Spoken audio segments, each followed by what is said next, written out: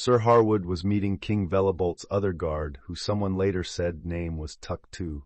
He wore a necklace of teeth that he had pulled from the mouths of his victims. Alphys ran in a charge and stabbed Tuck-Two in the small of his back. Tuck-Two swung around and sent Alphys flying, but what Alphys did was enough for Sir Harwood to cut across and nearly take Tuck-Two's head off. Oddly enough, I also have nightmares of Tuck-Two's head hanging by a thread and blood squirting out of his neck. King Velabolt fought with a large war mace and a great sword. Velabolt came down with a huge swing and smashed Sir Harwood right in the chest plate with his war mace. Sir Harwood was sent back 15 feet and was gasping for air.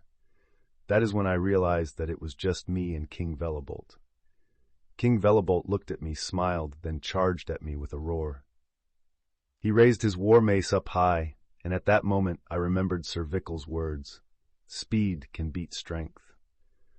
I made a quick move with my sword and cut at his fingers before he could swing down at me. I could see the blood coming from his chainmail glove. He dropped the war mace and took a swing with me with his great sword. I rolled forward and avoided the huge sword. With one quick stab, I drove it through an unarmored spot near his ankle. The huge king screamed out in pain and dropped his sword. This was the first time I could look up, and I noticed that the blood pirates were retreating. Even though we were outnumbered, our charge held the blood pirates off long enough for our archers to drop volleys upon the blood pirates. I looked off and noticed King Velabolt was running in retreat as well. I had to laugh as one of the men helping him run was struck by an arrow and fell, causing Velabolt and his other aide to fall face first in the mud. Our vanguard eventually cut through the last of the blood pirates that didn't retreat and began pursuit, but the large ships in the bay were equipped with catapults and were hurling huge stones and large pots of fire at us. We had to allow the retreat. A decisive victory nonetheless. This would not be the last time Alphys and I would battle the blood pirates, nor the last time would we battle King Velabolt. After the battle at Jesham, I was knighted by Sir Harwood, and a year later to the day, Alphys was made a knight. With the many battles still lingering on with the blood pirates, the King's Guard was losing members as well. At that time, the commander of the King's Guard was the legendary knight Luthas Vale. After our battle in Gresham, a tournament was held in honor of our victory. It was held here at Giant's Castle's tourney grounds. Many of the finest knights from all over Needheim came to battle. To this day, I believe it was more a recruiting session to replace the fallen King's Guard rather than a celebratory tournament. There were at one point 17 King's Guard, but their numbers were dwindled down all the way to 5 at the time of the tournament. Most of them were lost trying to match the blood pirates in the open sea. As for the tourney, I had won the joust using Sir Vickel's favorite war mount. Alphys also proved himself in the tournament as well. He even unhorsed both the Anvil twins. Their name is not actually Anvil, that is just their house's sigil. Their house name is Van Duvel, and they are one of the richest families in Needheim. Their father holds 2 of the 7 legendary Velrite swords. One was bestowed upon them, and another was bestowed upon a low-born family such as mine, but was purchased with gold and a keep. Their father allowed his sons Anders and Wilton to use the 2 legendary swords during the final battle against the blood pirates. It is said that in that battle alone they cut down more men than any knight living. What was I talking about again, Iroc? The wine is getting to me? The tournament, sir, Iroc replied. Ah, yes, in the tournament I took first place overall in the joust, and when it came to the melee, I made it all the way to Commander Vale. I managed to deflect his blows, but he controlled a majority of the fight. He made a hard slam with his wooden sword and cracked both our swords in half. We were tossed new swords, and he still controlled me the whole time, making me play defense. I tried to remember what Sir Vickel taught me about quickness beats strength, but Commander Vale was the perfect balance of both strength and quickness. We collided swords again, and they broke yet again.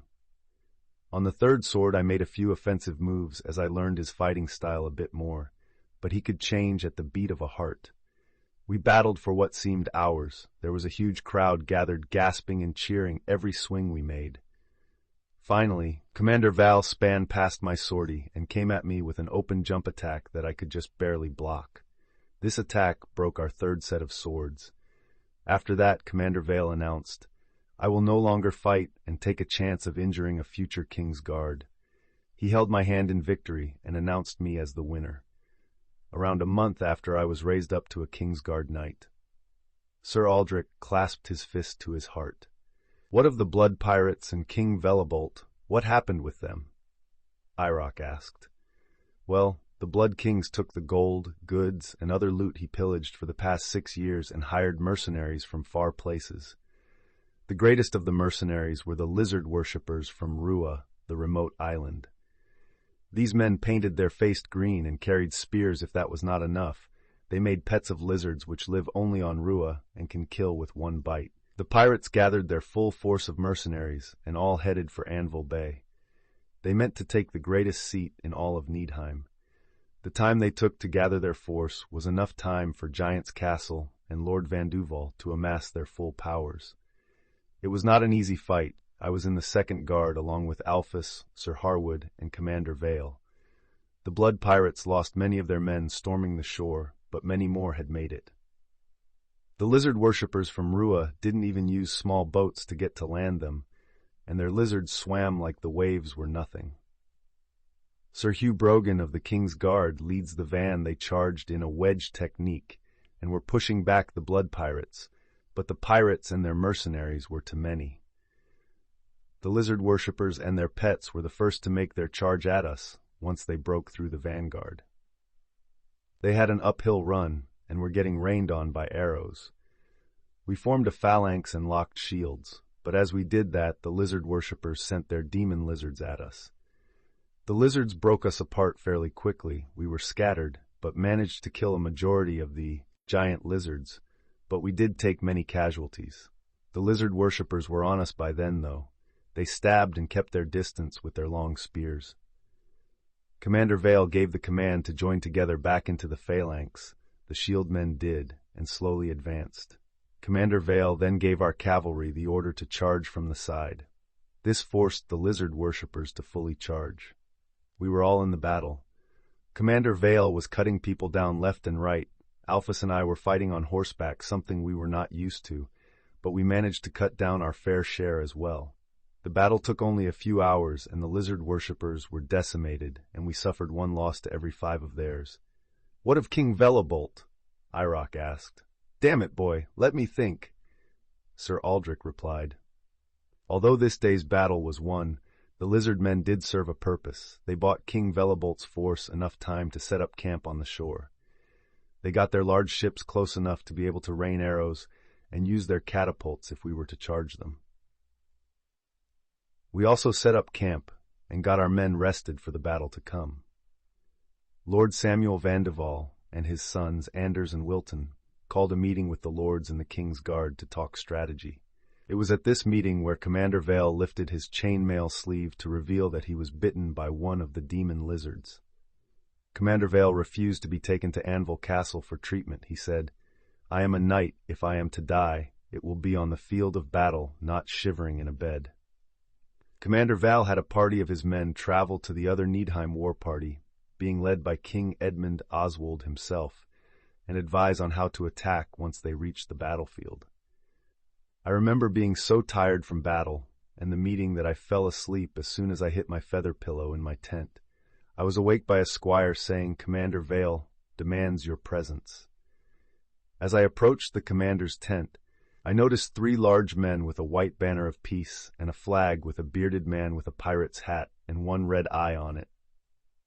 I entered the tent, and Commander Vale was talking to an emissary of King Velabolt.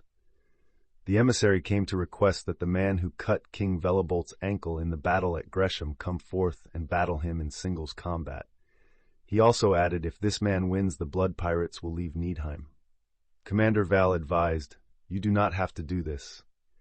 King Velabolt is a great warrior and has taken down King's Guard in single combat before. Where will we fight?